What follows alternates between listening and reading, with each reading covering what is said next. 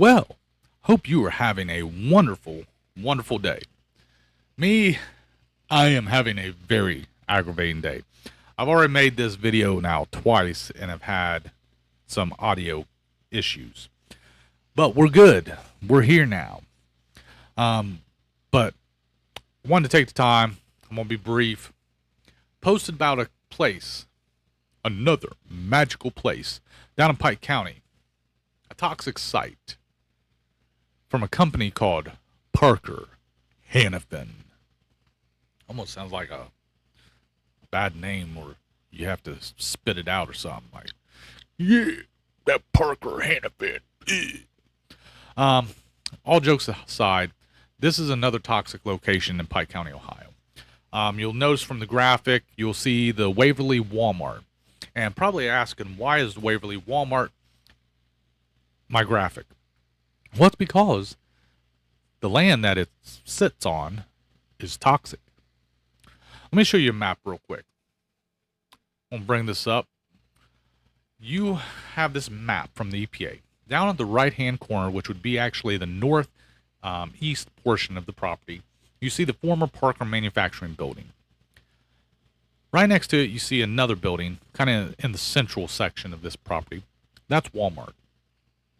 Across this entire parcel of land, you have a toxic plume of things such as TCE, trichloroethylene.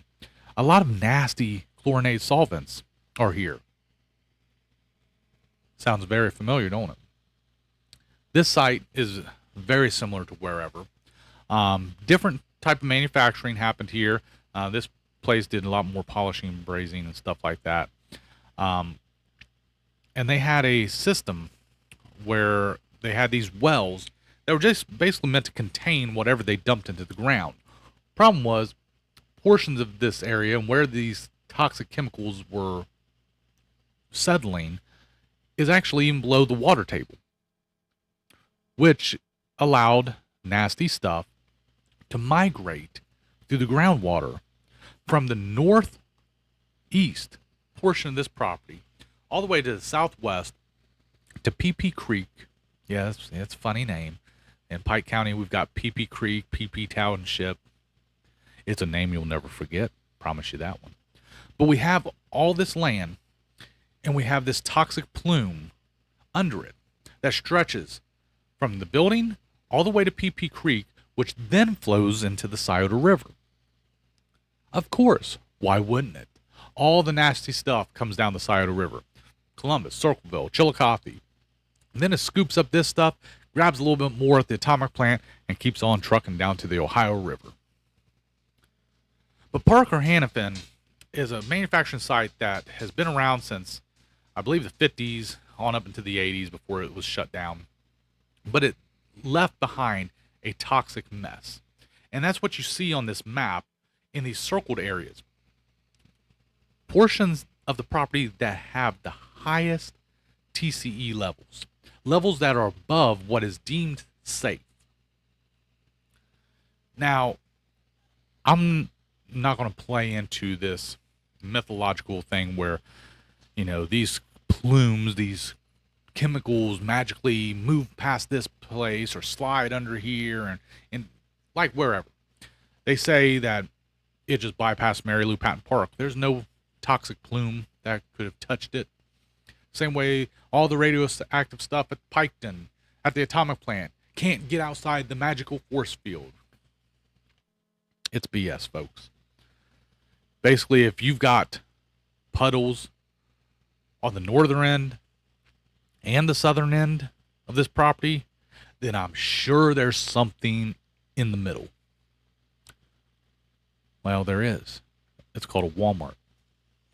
And the problem is with these toxic chemicals, these chlorinated solvents, you have to worry about vapor intrusion. This is a big thing with wherever. Brought it up many, many times. These chemicals have vapors, fumes that rise up through soil.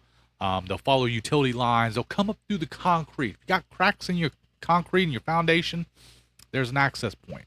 Kind of like radon and how it gets into people's homes. I have never seen any documentation, any testing that was ever done for sub-slab gas at the Waverly Walmart. You built this place on top of this site. Now, obviously, they have done some remediation. And from the reports I've seen, Parker Hannifin did more than Alcoa did with Wherever. I'll give them that. But it's not clean. They had this 30-year closure period where they did the monitoring, did all the remediation, everything. And in this 30 years, it was supposed to be ready to go for redevelopment. Well, it is being redeveloped, but they're also asking for a 10-year extension. In October, the environmental management company that oversees Parker Hannifin's property here, the monitoring wells, all that stuff, asked for a 10-year extension to continue doing the work. Now, the way I read into this, if a site was clean and they knew it was clean and it's ready to go, then why would a company volunteer to continue to do it for another decade? Now, granted, maybe they're getting some kickbacks, maybe there's some money involved, I don't know. But the way I see it is, they know this is not cleaned up enough for complete redevelopment. And they're asking for 10 more years of monitoring it to see if it's safe enough. But at the same time, they're going ahead and redeveloping it. We have a Walmart in the center of it. And right where the old manufacturing is, from what I'm being told, I'm going to take a ride down to Pike County maybe this week to do some videos. They're building an ALDI's. So you're about to have two retailers, large retailers, franchised retailers, on this toxic land. Now, the interesting thing is about Walmart. I wonder if the folks down in Benton, Arkansas, at Walmart headquarters, knew the history of this place before they bought the property. Walmart is not just the largest retailer on the face of the earth. They are also one of the largest real estate investment companies on the face of the earth. They own these parcels of land where they put the Walmarts. And you have a Walmart in nearly every city in America. So I wonder how much research they did. Was there other testing that was done? I don't know. Because all we have to go on is what's publicly available, or what you can sue to get. But from what I have seen, and I went through the whole laundry list of EPA links on all these documents, and I'm talking hundreds. There's hundreds of EPA reports on Parker Hannifin at this particular site. Not one or two, there's hundreds. Trust me. If you don't believe me, get on the EPA's public portal, look it up yourself. But with that being said, this is a dirty site. And it's still dirty. But yet you're actively putting businesses on it. You wouldn't do this at Wherever. You wouldn't build a business over top of one of the plumes there because, you know, at least in that situation, there's enough understanding to realize that this stuff is nasty, it's serious. There's portions of the Wherever building where the gas, the subslab gas, has been measured 17 million times above EPA regulatory limits. It's dangerous. Vapor intrusion can kill you. Now, am I saying that this site is as bad as Wherever? Absolutely not. Absolutely not. This is nowhere near to the size and caliber and the seriousness of Wherever. But it's a tool. It's something to educate folks on that you're redeveloping land that was toxic. And yes, we want to reuse it. But if it's still toxic, then you're just passing the buck and you're creating a mess later on down the road. So that's what I'm saying. Parker Hannifin is a toxic site, but it's not nearly the caliber of Wherever. But it's one that we don't overlook because it still impacts people's lives. I mean, just think about the sheer number of people that go to a Walmart on a daily basis, especially one in Waverly and Pike County. That's a central location. Everybody goes there to get their food, their clothing, the supplies, whatever it may be. And I apologize for the doggy in the background. The little claws are going click, click, click, click, click on the hardwood floor. But that's what we're dealing with when we talk about the Parker Hannafin property. It's toxic. Is it the worst? No, but it definitely is not the best either. It's not clean. So the more you're redeveloping this, you're stirring that stuff up, there's more risk involved. Until you can definitively say that every bit of this TCE, all the chlorinated solvents, all the nasty stuff in the ground has been completely pulled out, treated, and removed, you cannot prove that this place is safe. You can't prove that land where they built Walmart is safe. Now, if I was in the news and whatnot whenever they was building Walmart, I would have definitely been on the front lines to bring this issue up. And I'm surprised others haven't, and maybe they have, and I am unaware of it. If I am, if you spoke out against them building the Walmart on this property, please, I humbly apologize. But the fact still remains, Parker Hannafin left behind a mess, and they're building an ALDI's, they built a Walmart, and you have a field that's still farmed, and there's known information out there that shows TCE in particular is what I really studied, can be absorbed into things such as corn. Corn is very hard on the soil. It is really needy. It pulls in all the nutrients, everything it can get from the soil that it's in. And in cases where you have a field that's being farmed over top of a toxic plume or an area where there's contamination, absolutely that corn will absorb it as well. So then we have to talk about, like I've said down about wherever, we have to talk about chemicals getting into the food chain. Whether it's being corn used for farming or other needs or whatever, you're still introducing another toxic waste stream into this industry where it's not supposed to be. It's an invasive species. It's an invasion, whatever. However you want to paint it, whatever terminology you want to use, it's serious. Let's just call it what it is. It's serious. And that's like this site here. If we're looking at the Walmart in this picture, to the left is the field. To the right is where the old Parker Hannafin building was. If you'd like to see pictures of the exterior of the old Parker Hannafin manufacturing plant, I have them on my Facebook page. Feel free to check it out. I've also got some more documents that I have added to this discussion about the Parker Hannafin site. It's toxic. It's still toxic. That's why the company that's overseeing it asked for a 10-year closure extension. Speaking of Facebook, if you would like to comment on that, I sent the information, posted that, and also the email address that you want to send your public comment to. Because the EPA, absolutely, they will publish what you write to them. They have to. So if you want to speak about this Parker Hannafin site, here's your opportunity to do so. Especially in regards to this, not 1 year extension, not 2 year extension, it's a decade. It's a decade closure extension. Post-closure, I should say. Yeah, so instead of the company cutting tail and said, oh, we're done, we're good, they went and said, no, things ain't copacetic yet. We've got some work to do, or some more monitoring that needs to be done. So that's where we are. This particular portion of land is very similar in hydrology and geology to wherever. It's a little more coarse gravel, more, fine gravel.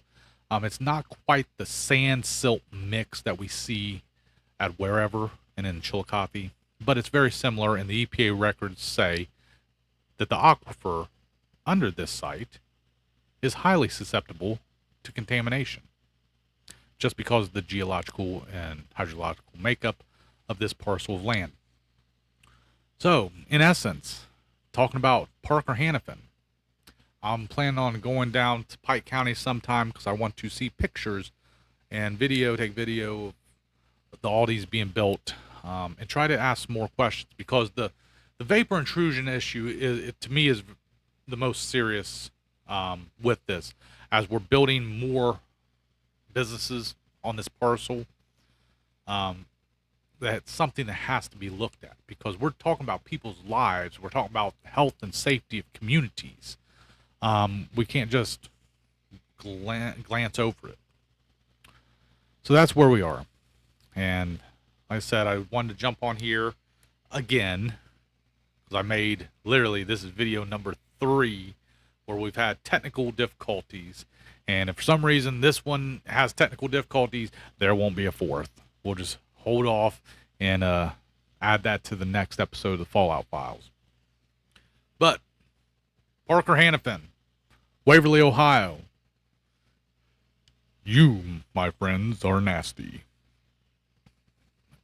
He left behind a nasty mess.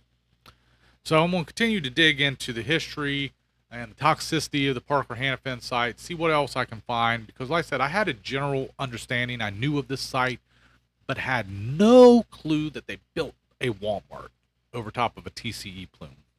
Had no clue. So as I discover new things, I try to share them, because I get excited about it. I get excited every time I make a new discovery, and I want to share that with everybody. So I put that out there, put the information out there for you to do your own research. Never take my word for it. Never, ever. This is a life lesson. Now, let's just be flat out honest. Never take anybody's word for anything. You know, especially online or in the news, whatever. Do your own research. See, I'm one of those ones that want you to fact check me. I want you to do the research. I want you to find the same things I do. And if you find something different, I want to know about it as well. See, that's how this information goes. It's how we grow. It's how we bring other people in and teach them and educate them about these toxic sites. This is how we change things for the better, so we can learn from these previous mistakes, so future generations don't have to fight the same battles that we are. Battles such as wherever. Battles such as the atomic plant. That's what I want. So I won't keep you, I won't hold you much longer, but we still got a lot more to talk about. There's going to be some new episodes, because I am working on something other than working with Chillicothe City Council and Dr. Ketterer. We're really going to start digging into the PFAS, the forever chemicals, because I learned some interesting things about DuPont and Circleville. Found some interesting documents. Talks about a whole lot, and when I mean a whole lot, a lot of toxic releases at the DuPont plant in Circleville, Ohio, right up the road from good old Chillicothe. About, what, half hour south of Columbus? So we've got a lot of things working on, digging into a lot of this toxicity, because we're going to expose it, because there needs to be accountability. These companies need to be held accountable. The communities that have allowed this stuff to happen need to be held accountable. The politicians, whoever it is, needs to be held accountable. This is health and safety of entire communities we're talking about. That's why I take what I do very seriously. So you can call me one of those tree hugger types if you want. I really don't care. Call me a tree hugger. I'll hug a tree. I don't care. Because that tree has value.